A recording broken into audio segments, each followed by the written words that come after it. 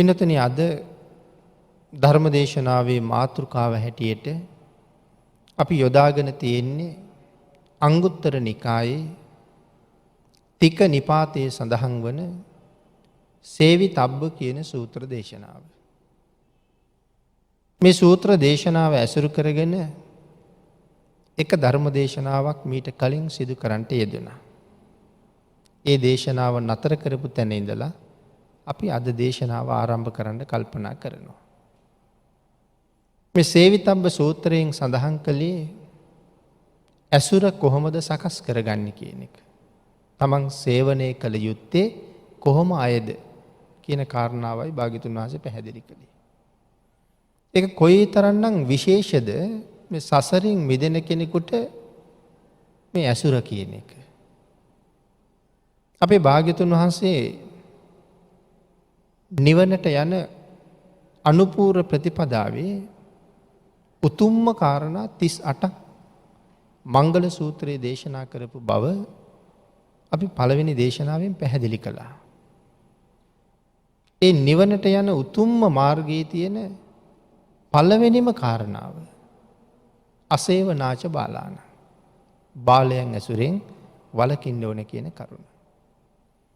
ඒ කාරණාව ධම්මපදයේ ඊට වඩා විස්තර කරලා දේශනා කළා. සේවිතබ්බ සූත්‍රයෙන් ඊටත් වඩා විස්තර කරලා පැහැදිලි කරනවා. එhmenan මේ සූත්‍ර දේශනාවේ සේවනයේ කළ යුතු පුද්ගලයෝ 3 දෙනෙක් ගැන භාග්‍යතුන් වහන්සේ දේශනා කරනවා. එතන පුද්ගලයෝ 3 දෙනෙක් දේශනා කරනවා.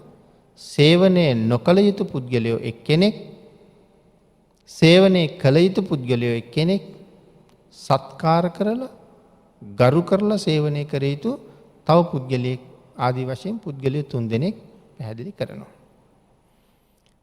සේවනයේ නොකළ යුතු බාල පුද්ගලයා කවුද කියන කාරණාව අපි මුල් දේශනාවෙන් කෙටියෙන් සාකච්ඡා කරන්නට යෙදුණා. භාග්‍යතුන් වහන්සේ අපිට පුංචි අවසරයක් දෙනවා. මේ සේවනය නොකළ යුතු අය සේවනය කිරීම පිළිබඳව. ඒ වෙන කටයුත්තක් උදෙසා නෙමෙයි, මගේ යහපත උදෙසාත් නෙමෙයි, ඔවුන්ගේ යහපත උදෙසා ඔවුන්ට යමක් පැහැදිලි කරලා දීලා ඔවුන් නිවැරදි මාර්ගයට යොමු කර ගැනීම උදෙසා විතරක් සේවනය කරන්න අවසරයක් දෙනවා. අනුකම්පාව උදෙසා විතරක් සේවනය කරන්න අවසර දීලා තියෙනවා. එහෙම නැත්නම් බාලයා සේවනය කරන්න එපාම කියලාමයි දේශනා කරන්නේ. එහෙමනම් පින්නතුනි අද දේශනාව අපි පටන් ගන්න සූදානම් වෙන්නේ මේ කරුණු පිළිබඳව අට කතාවේ කොහොමද කාරණා පැහැදිලි කරලා තියෙන්නේ කියන කාරණාව ටිකක් සාකච්ඡා කරමු. එතන සඳහන් කරලා තියෙනවා මොන පුද්ගලයාද මහණෙනි සේවනය කළ යුත්තේ, භජනය කළ යුත්තේ, පෛරුපාසනය කළ යුත්තේ. සඳහන් කළා එක පුද්ගලයෙක් සමාන වෙයි. තමන්ට සමානයි. ඒ මොන වගේන්ද සමාන? සීලයෙන්, සමාධියෙන්, ප්‍රඥාවෙන්. එතකොට සේවනය කරන්න එපා කියලා කිව්වේ සීලයෙන්, සමාධියෙන්, ප්‍රඥාවෙන් තමන්ට සමාන නැති, තමන්ට වඩා පල්ලෙහි ඉන්න අය. සේවනය කරන්න අනුදැන වදාලා සීලයෙන්, සමාධියෙන්, ප්‍රඥාවෙන් තමන්ට සමාන අය. එතකොට මෙතන තමන්ට සමාන අය සේවනය කරන්න කියහම සීලයෙන් සමාන වෙන්න ඕනේ. කොයි වගේද? තමන් පන්සිල් ආරක්ෂා කරන කෙනෙක් නම් තමන් සේවනය කරන කෙනත් පන්සිල් ආරක්ෂා කරන කෙනෙක්. තමන් අටසිල් ආරක්ෂා කරන කෙනෙක් නම් තමන් ඇසුරු කරන කෙනත් අටසිල් ආරක්ෂා කරන කෙනෙක්. තමන් දසසිල් මත ඉන්නවා නම්, තමන් චතුපාරිශුද්ධ සීලය ආරක්ෂා කරනවා නම්, ඒ සමාන සීලයන් ආරක්ෂා කරන අය ඇසුරට සුදුසුයි.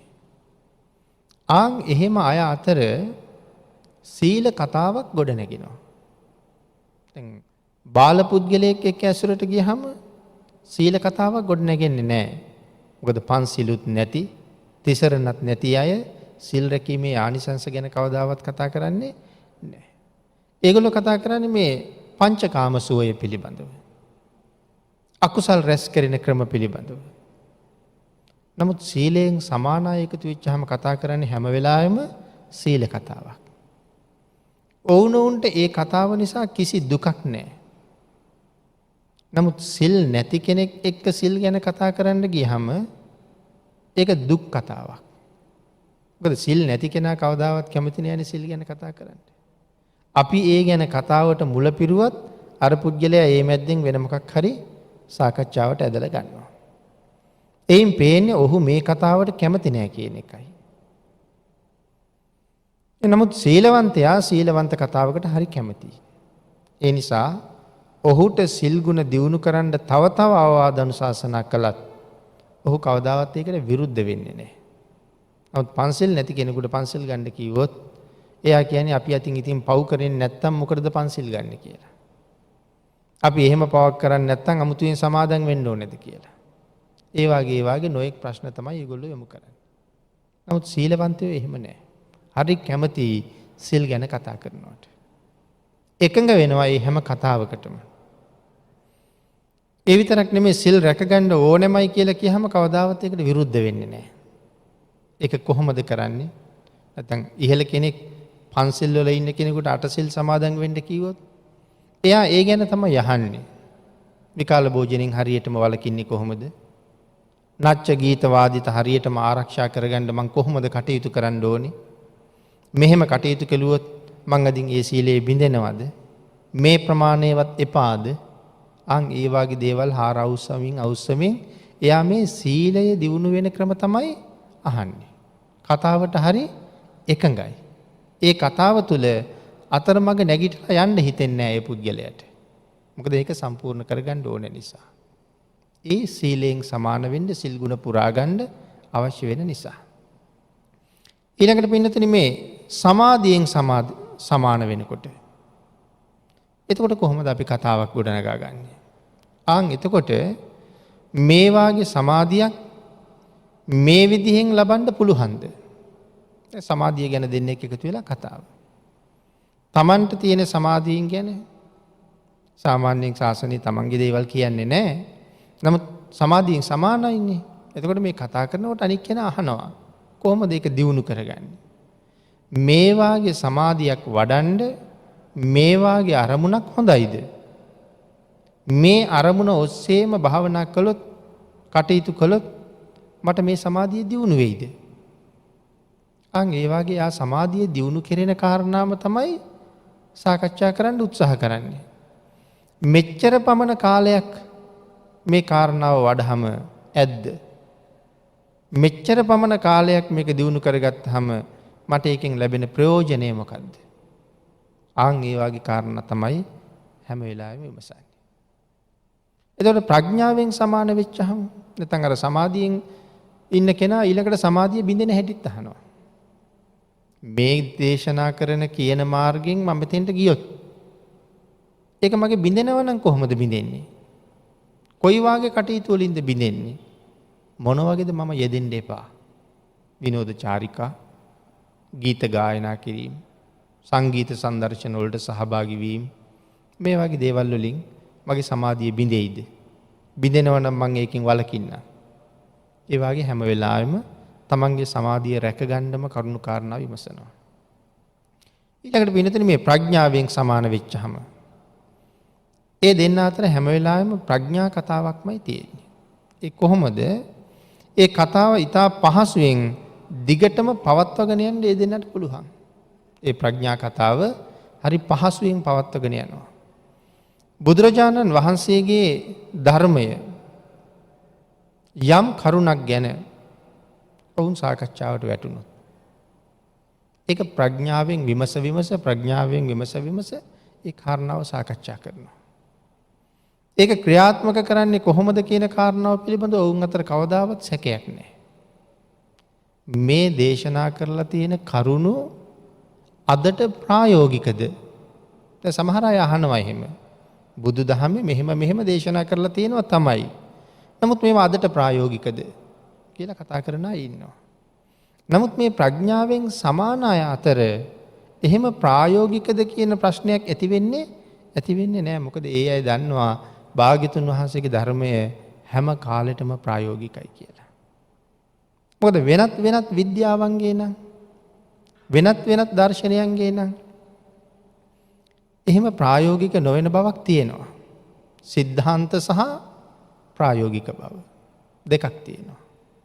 බුද්ධ ආගමේ එහෙම එකක් නැහැ. සිද්ධාන්ත නැහැ බුද්ධ ආගමේ. දේශනා කළා නම් යම් වචනයක් ඒක තුන් කාලෙටම ප්‍රායෝගිකයි. හේතුව තමයි යථාභූත ඥාණයෙන්මයි භාග්‍යතුන් වහන්සේ ඒක දේශනා කරලා තියෙන්නේ. ඇත්ත ඇති හැටියෙන්ම දැකලා තමන් වහන්සේ විසින්ම නිවැරදිවම අවබෝධ කරලා මේ ලෝකේ වෙන කිසිම පුජ්‍යලයකට එහි අල්ප මාත්‍රයක්වත් වෙනස් කරන්න බෑ. මනාව අවබෝධ කරලා මනාව දේශනා කරලා පනවලයි තියෙන්නේ. එහෙනම් තව කාටවත් වෙනස් කරන්න බෑ. අන්න ඒ නිසාම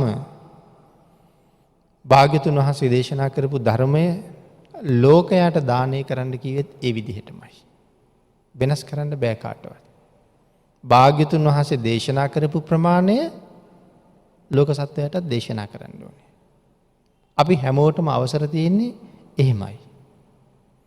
තමන් අවබෝධ කරගත්ත දෙයක් දේශනා කරන්න බෑ. ඒක භාග්‍යතුන් වහන්සේ තහනම් කරනවා.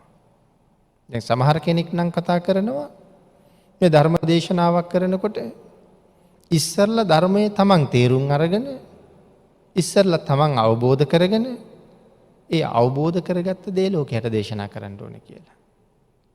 ඉතින් එහෙම තව කෙනෙක් සසරින් මුදවන්න පුළුවන් නම් මේ සසර ගමන මීට වඩා පහසුයි. අපිට අවබෝධ කරගත්ත දේෙන් කෙනෙක් මුදවන්න පුළුවන් නම්. වෙනතන එහෙම බෑ. මේ සසරින් මිදෙන හැටි දන්නේ භාග්‍යතුන් වහන්සේ විතරයි.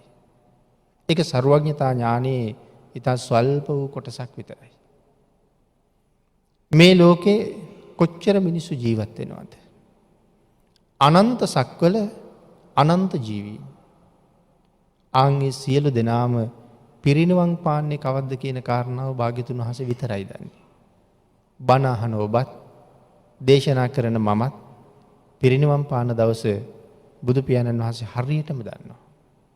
ඒ කොයි කාලෙද? තව මහා කල්ප කීයකින්ද? මොන බුද්ධ ශාසනයේද? මොන කාරණාව අවබෝධ කරලාද? ඒ සියල්ලම භාග්‍යතුන් වහන්සේ දන්නවා. ගිහියෙක් හැටියට පිරිනිවන් පායිද? පැවිදි වෙලා පිරිනිවන් පායිද? ඒ කාලෙට වයස කොච්චරද? ඒ සියල්ලම භාග්‍යතුන් වහන්සේ දන්නවා. ඒ අනන්ත සක්වල අනන්ත ජීවීන් කියලා කියහම මිනිස්සු ගැන විතරද? දෙවියෝ, බ්‍රහ්මයෝ, අවීචියේ පටන් නිරේවල් වල ඉන්න නිරිසත්තු, වැසිකිලි වලේ පණුවගේ ඉඳලා අසූචි ගොඩේ ඉන්න ඉහෙන මැස්සගේ ඉඳලා කෝඳුරු වගේ මදුරු වගේ ඉඳලා හැම සතෙක්ම නිවන් දකින්නේ කවද්ද කියන කාරණාව දන්නවා. හැබැයි ඒ හැමෝටම කවදා හරි දවසක පිරිනිවන් පාන්න භාග්‍යතුන් වහන්සේගේ ධර්මයේ නිසා විතරමයි පුළුවන් වෙන්නේ. ආන් ඒක හින්දා සරියුත් මහරහතන් වහන්සේටවත් පින්නොතිනේ අවසරයක් නැහැ තමන්ට වැටහිච්ච දේ තමන්ගේ ශ්‍රාවකයට දේශනා කරන්න. මට මෙහෙම වැටහුණා කියලා කියන්න බෑ. භාග්‍යතුන් වහන්සේට වැටහිච්ච ප්‍රමාණයයි දේශනා කරන්න ඕනේ. ආන් ඒ නිසා සරියුත් මහරහතන් වහන්සේත් යම් දේශනාවක් කළා නම් ඒ භාග්‍යතුන් වහන්සේගෙන් ලැබිච්ච මාතෘකාවකට අනුවයි මේ දේශනාව කරන්නේ. තමන්ගේ වචන එතන නැහැ. තමන්ගේ දෙයක් දේශනා කරන්න ගියොත් ශ්‍රාවකයට එන්න පුළුවන් වෙන්නේ තමන් ආපු තැනට විතරයි. එතනින් එහාට යන්න බැරුව යනවා. ඒකට හොඳ උදාහරණයක් සඳහන් කළොත් පිනතිනි අර උපතිස්ස කියන තරුණයා. එතකොට අපි දන්නවා ඒ වෙන කවුරුවත් නෙමෙයි සරියුත් මහරහතන් වහන්සේ කියලා. සත්‍ය හොයාගෙන යන ගමනේ උන්වහන්සේට මුලින්ම මුණ ගැහුනේ මේ සම්මාදිට්ඨිය දේශනා කරන අය අතර අස්සජී මහරහතන් වහන්සේ. ඉතින් අස්සජී මහරහතන් වහන්සේ කොයිතරම් විශේෂද කියන කාරණාව අපිට මෙතන සාකච්ඡා කරලා ඉවර කරන්න බෑ. මේ ලෝකේ භාග්‍යතුන් වහන්සේගෙන් පස්සේ පහළ වෙච්ච අති ශ්‍රේෂ්ඨතම උත්තමයෝ 5 දෙනා අතර හිටපු එක්කෙනෙක්. අස්සජී මහරහතන් වහන්සේ කියන්නේ. එතකොට භාග්‍යතුන් වහන්සේ අවබෝධ කරගත්ත ධර්මය ලෝකයට දානය කරන්න මුලින්ම පිටත් කරලා හැරපු අති උතුම් පුද්ගලයෝ 60 දෙනා අතර හිටපු එක්කෙනෙක් අස්සජී මහරහතන් වහන්සේ කියලා කියන්නේ. නමුත් කොයි තරම් නිහතමානීද? එහෙමනම් උපතිස්ස කියන තරුණ පුද්ගලයාට ඉස්සරලම හම්බ වෙන්නේ උන්වහන්සේ. හම්බෙලා කරුණු කාරණා විමසුවාම කොයි තරම්නම් නිහතමානීද? සඳහන් කළේ මේ ධර්මයෙන් මම දන්නේ ඊටාම චුට්ටයි කියලා. එතකොට අපි හිතුවොත් කවුද එහෙම මේ කියන්නේ කියලා? මේ ලෝකයේ අති උතුම්ම 60 දෙනා අතර ඉන්න එක්කෙනෙක් තමයි කියන්නේ මේ ධර්මයෙන් මම දකින්නේ බොහොම චුට්ටයි. පින්නතුනේ හරියටම භාග්‍යතුන් වහන්සේගේ ධර්මයේ දේශනා කළොත් ශ්‍රාවකයා බොහෝ වෙලාවට දේශකයා පහු කරලා ඉස්සරහට යනවා. ඒක හොද්දට පැහැදිලි වෙන තැනක් මෙතන. උපතිස්ස කියන තරුණ උතුමන් ඇවටිලි කළා. අනේ ස්වාමීනි ටිකක් උනාට කමක් නැහැ. ඔබ වහන්සේ දන්න ටික මට කියලා දෙන්න. යේ ධම්මා හේතුප්පබවා තේසං හේතුං තථාගතෝ ආහ. මේ පද දෙක කියනකොට අති උතුම් සෝවාන් ආර්ය මාර්ගඵලයේ ලබා ගත්තා. මොනතරම් ප්‍රඥාවන්තද? මහා ප්‍රඥාවන්තයින් අතර අගතනතුර හම්බ වෙන්නේ. නමුත් පින්නතුනි භාග්‍යතුන් වහන්සේගේ ධර්මයෙන් බින්දක් හරි අහනකම් තනියම නම් සෝවාන් වෙන්න බෑ. එහෙනම් භාග්‍යතුන් වහන්සේ අපිට කොච්චර පිහිට වුණාද කියන කාරණාව අපිට හිතා ගන්නවත් බෑ. දැන් එතකොට මේ බණපද දෙක අහලා සෝවාන් වෙච්ච ඒ උතුම් පුද්ගලයා අස්සජී මහරහතන් වහන්සේ පහු කරලා යනවා. ඒ කියන්නේ මේ පුද්ගලයා වශයෙන් පහු කරලා ගියාද? නෑ, අස්සජී මහරහතන් වහන්සේ පහු කරලා මේ ශාසනයේ අග්‍ර ශ්‍රාවකයන් වහන්සේ ගාවට යනකම් යනවා. මේ ශාසනයේ මහා ප්‍රඥාවන්තයා වෙනවා. තවත් විදිහකට කිව්වොත් අපිට තවත් දෙවෙනි බුදු කෙනෙක් වගේ වෙනවා. සියලුම සංඝයා වහන්සේගේ නායකත්වය උන්වහන්සේට ලැබෙනවා. එහෙනම් අස්සජී මහරහතන් වහන්සේගෙත් නායකයා බවට පත් වෙනවා. තමන් වහන්සේගේ ආචාර්යවරයා හැටියට ජීවිතේ පවතින කල් අස්සජී මහරහතන් වහන්සේට ගරු කළා. නමුත් සංඝයා වහන්සේලාගේ නායකයා වුණේ අස්සජී මහරහතන් වහන්සේ නෙමෙයිනේ. එහෙනම් උන්වහන්සේ පහු කරලා ඉස්සරහට ගියානේ. ඒ කොහොමද ඉස්සරහට ගියේ? අස්සජී මහරහතන් වහන්සේ තමන්ට අවබෝධ වෙච්ච දෙයක් දේශනා කළා නම් ඊ වැඩේ වෙන්නේ නෑ. නමුත් අර ගාථාව ඇතුලේ දේශනා කළේ තමන්ට අවබෝධ වෙච්ච දේ නෙමේ, භාග්‍යතුන් වහන්සේ වටහාගත්ත දේ. ඒ නිසා මේ ප්‍රඥා කතාවක් තුල මනාව ධර්මයේ සාකච්ඡා කරනවා. භාග්‍යතුන් වහන්සේගේ ධර්මය. භාග්‍යතුන් වහන්සේගේ ධර්මය උපයෝගී කරගෙන මේ සංසාරයෙන් අපි මිදෙන්නේ කොහොමද කියන කාරණාව සාකච්ඡා කරනවා. අදට ප්‍රායෝගිකද කියලා කවදාවත් ප්‍රශ්නයක් මතුවෙන්නේ නෑ. මේ ධර්මයේ අකාලිකයි. තුන් කාලයටම ගැලපෙනවා. භාග්‍යතුන් වහන්සේ සර්වඥයි. ඒ නිසා ඒ පිළිබඳව තර්කයක් මතුවෙන්නෙම නෑ. එහෙමනම් සීලයෙන්, සමාධියෙන්, ප්‍රඥාවෙන් සමාන වූවන් අතර මෙන්න මෙවන් කතාවන් පිළිබඳව තියෙන්නේ පුදුම කැමැත්තක්. කිසි අකමැත්තක් නෑ. තව සාකච්ඡා කරන්නමයි කැමැත්ත. ඔවුනොවුන්ගේ දැනුම බෙදා ගනිමින් ඔවුනොවුන්ගේ ගමන තව දියුණු කරගන්නමයි ඔවුන් කැමැත්ත. ඒ නිසා ඇසුරු කරනවා නම් එහෙම කෙනෙක් ඇසුරු කරන්න කියලා භාග්‍යතුන් වහන්සේ දේශනා කරනවා. ඊළඟට පින්නතුනි මේ බුදුදහමේ කොතනවත් දේශනා කරන්නේ නැහැ තමන්ව හුවා දක්වන්න කියලා. මම මෙහෙමයි කියලා පෙන්වන්න කොතනවත් අවසර දෙන්නේ නැහැ. තමන් ඉන්න තැන කියන්න බෑ. අපේ ශාසනයේ මහරහතන් වහන්සේ ළඟත් උතුම් ප්‍රාර්ථනා දෙකක් තියෙන බව මහා සමය සූත්‍ර දේශනාව ආරම්භ වෙන තැනම පැහැදිලි කළා. මොකද මහරහතන් වහන්සේ ගාව තියෙන උතුම් ප්‍රාර්ථනා දෙක. පළවෙනි එක තමයි මම මේ අති උතුම් අරහත්වයේ ලබාගත් බව වෙන කිසි කෙනෙක් නොදැන ගනිත්වා. මම රහත් වුණා කියලා දැනගන්න මේපා කවුරුවත්. දෙවැනි ප්‍රාර්ථනාව තමයි ඒක අනුන් නොදන්නවා වුණාට මම ලැබූ උතුම් ඵලය අනිත් සියලු දෙනාටම උදාපත් වේවා. මේ තමයි රහතන් වහන්සේ ගාව තියෙන ප්‍රාර්ථනා දෙක.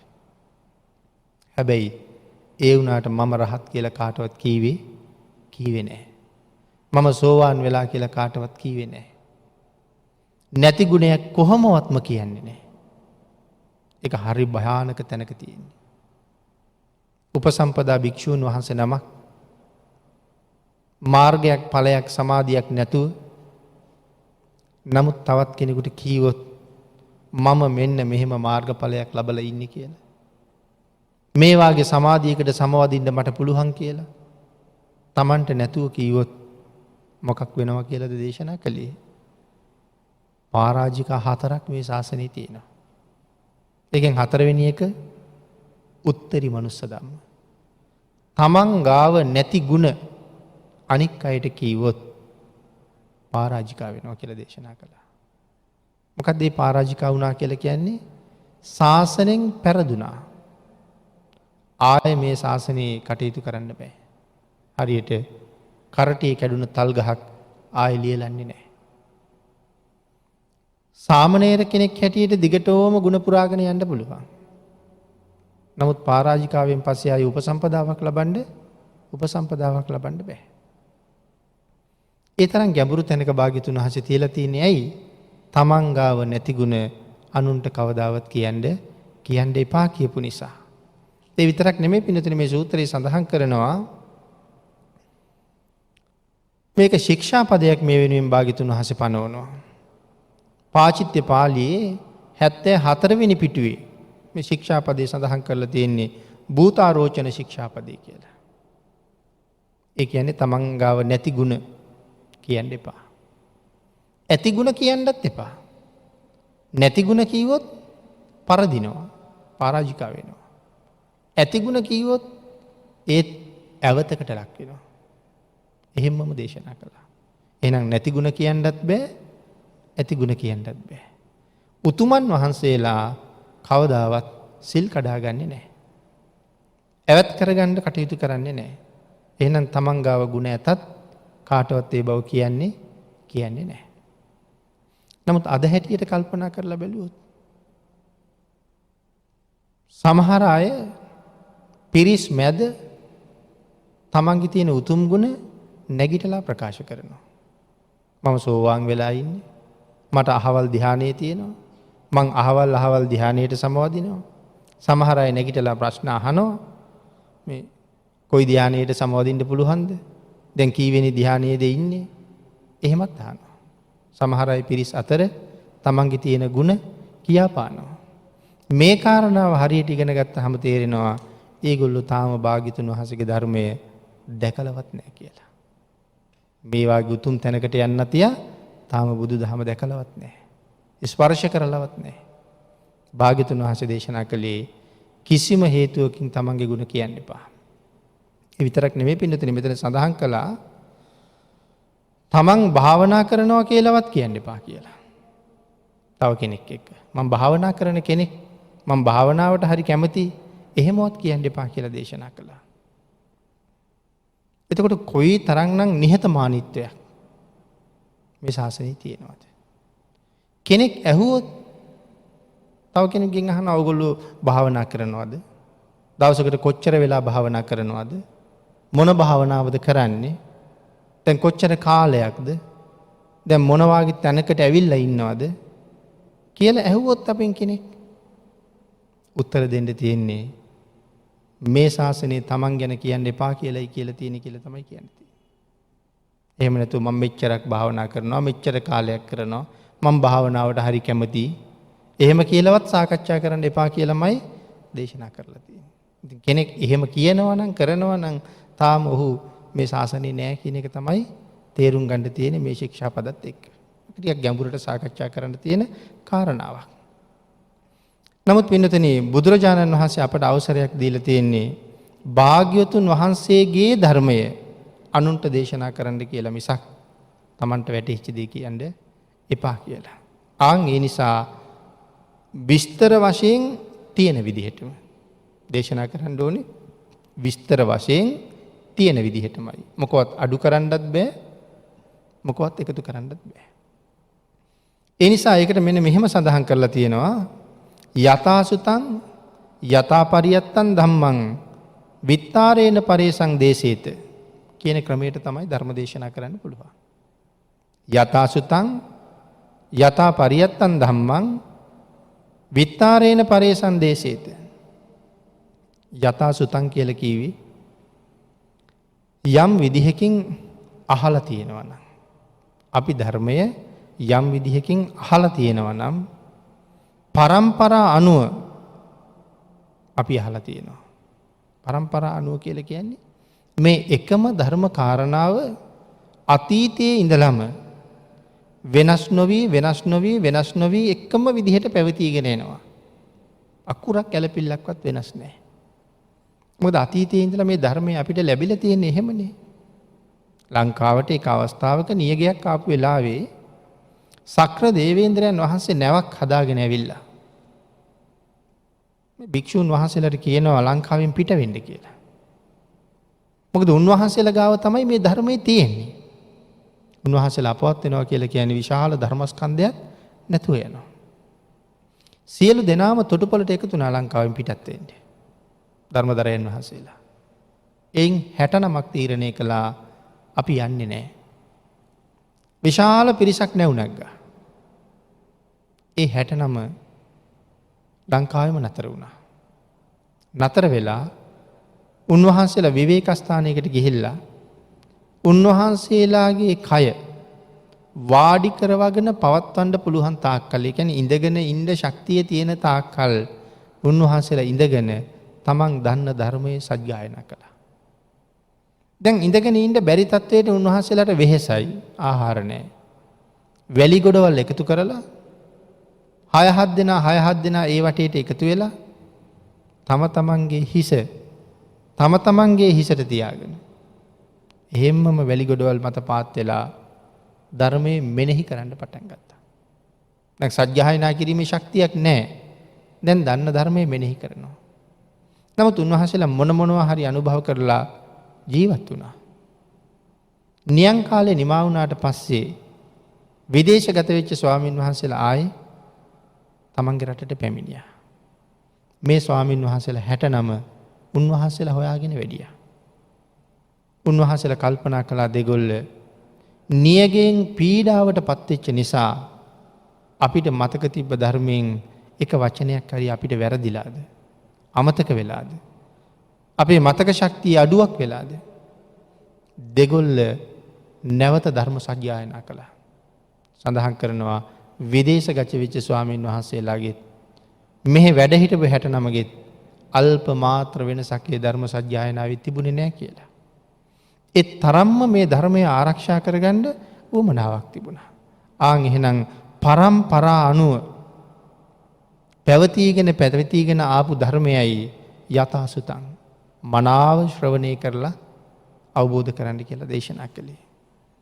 භාග්‍යතුන් වහන්සේ යම් විදිහකට දේශනා කරලා තියෙනවා නම් අන්න ඒ ධර්මය තමයි මේ ඉගෙන ගන්න කියලා දේශනා කරන්නේ.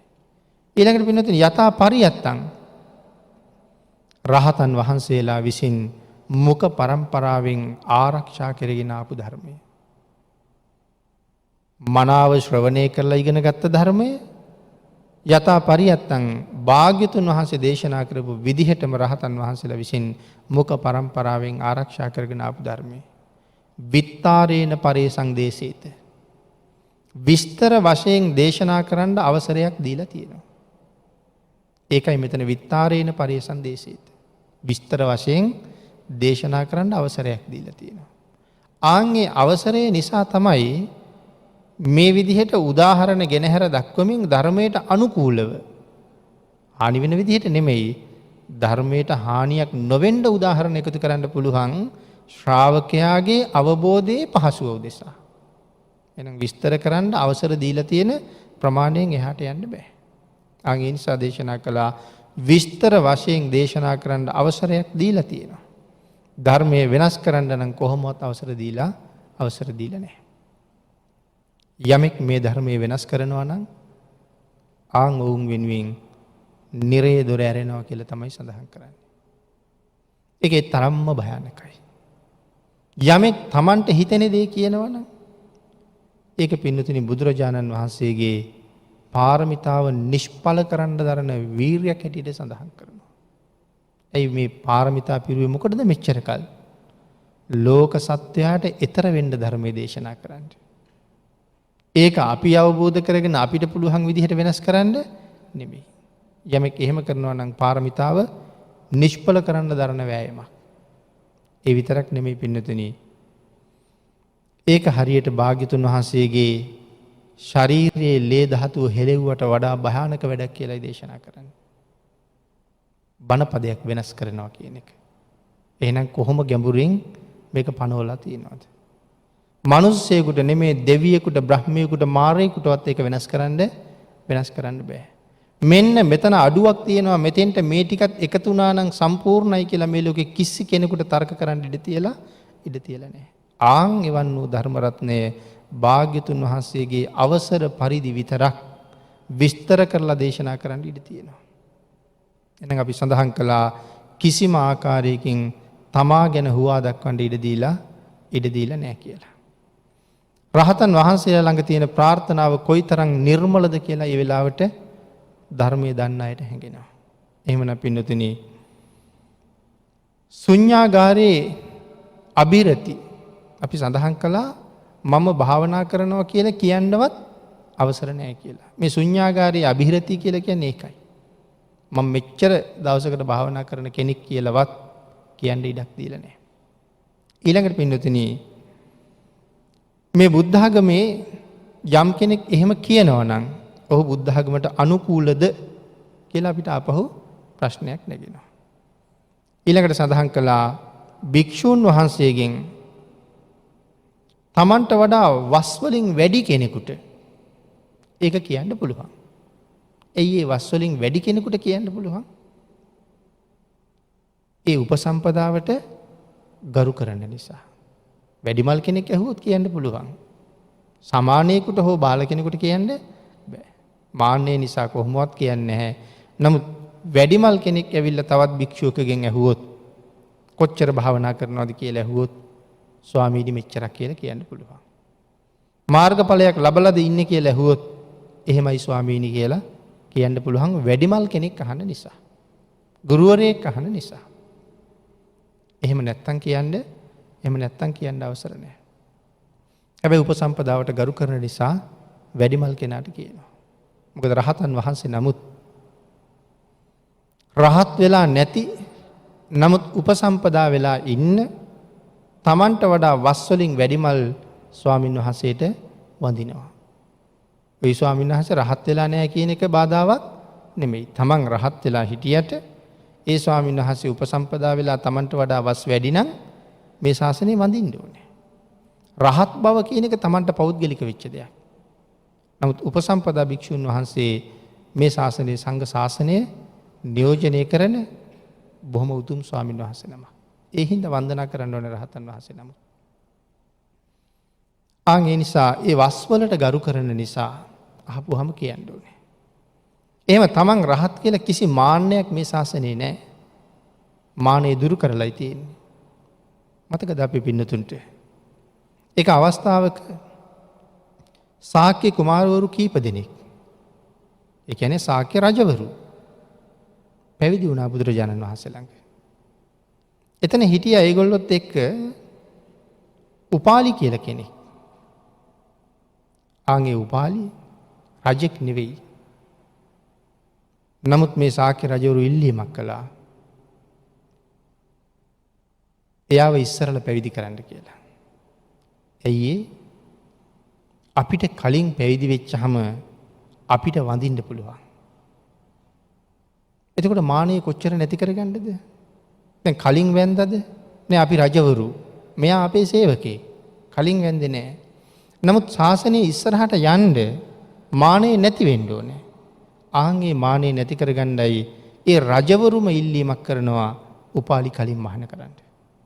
ඊට පස්සේ එයා මහානකමෙන් අපිට වැඩිමල්. එයාට වැඳලා අපි අපේ මානෙ නැති කරගන්නවා. උවමනාව තියෙන්නේ මොකක් කරන්නද? සසරෙන් එතර යන්න මිසක් තාමත් මාන්නෙන් ඉදිමෙන්න නෙවෙයි. නමුත් බුද්ධ ආගම අද වෙනකොට හුඟක් තැන්වල එක එක්කෙනා Tamanට ඕන හැටියට වෙනස් කරගත්ත හැටි, වෙනස් කරගත්ත බව, එහෙම වෙනස් කරන්න ගිහිලා බුද්ධ ධර්මයෙන් එළියට ගියපු අවස්ථා අද ඕන තරම් දකින්න තියෙනවා. සමහර වෙලාවට අපි අද කතා කරන කුල ක්‍රමයට අනුව තවත් කෙනෙක් කියන්න පුළුවන් එහෙම අය මහාන කරන්න එපා. එහෙම අය මහාන කරාම අපේ නෑදෑයෝ කොහොමද ඒගොල්ලන්ට ගිහිල්ලා වඳින්නේ? එහෙම අය මහාන කරලා අපේ නෑදෑයෝ ලව්වා කොහොමද වන්දන්නේ?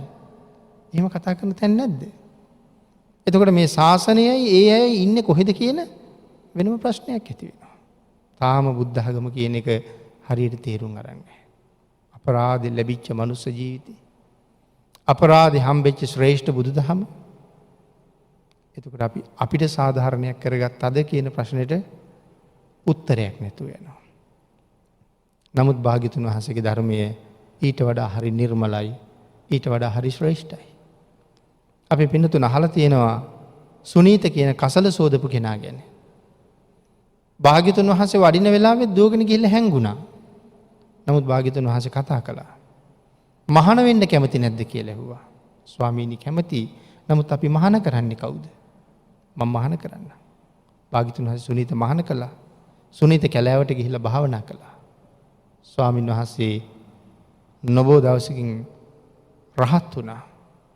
මහා බ්‍රහ්ම රාජයා උන්වහන්සේ රහත් වෙලා ඉන්න තැනට ඇවිල්ලා දන ගහලා වැඳගෙන කියනවා පුරුෂ අජානීයයන් වහන්සේ ඔබ වහන්සේට මාගේ নমස්කාරය කියලා. එදා සුනීතට කවුරුවත් සැලකුවේ නැහැ. නමුත් අද මහ බඹුත් දන ගහලා වඳිනවා මේ ශාසනයේ තියෙන ශ්‍රේෂ්ඨත්වය. එහෙමනම් පින්නතුනි ඇසුර පිළිබඳව කරුණු පැහැදිලි කරන සේවිතබ්බ සූත්‍රයයි අපි සාකච්ඡා කරමින් ඉන්නේ. සේවිතබ්බ සූත්‍රයට අනුව සාකච්ඡා කරන දෙවෙනි ධර්ම දේශනාව අපි මේ අවස්ථාවේ නිමා කරන්න කාලය එළඹිලා තියෙන නිසා අදට ධර්ම දේශනාව මෙයින් නිමා කරමු.